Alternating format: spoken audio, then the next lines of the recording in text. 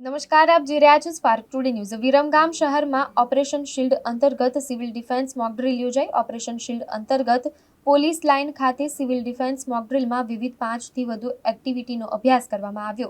Viramgam police line ખાતે મામલતદાર એમ.ડી. રાઠોડ, નાયબ મામલતદાર, નાયબ પોલીસ અધિક્ષક તપન સિંહ ડોડિયા, પોલીસ સ્ટાફ, નગરપાલિકા ચીફ ઓફિસર જયેશ પટેલ, નગરપાલિકા પ્રમુખ કામિનીબેન હિતેશભાઈ મુનસરા, નગરપાલિકા ટાઉન પ્લાનિંગ કમિટીના ચેરમેન રંજીતભાઈ ડોડિયા, નગરપાલિકા સ્ટાફ, તાલુકા પંચાયત સહિત ફાયર ટીમ, આરોગ્ય ટીમ સહિત ઉપસ્થિતિ મોક ડ્રીલ યોજાઈ। ઓપરેશન સિંદૂરની સફળતા બાદ દેશભરમાં વધુને વધુ નાગરિકોને નાગરિક સંરક્ષણ વિશે તાલીમ અપાઈ।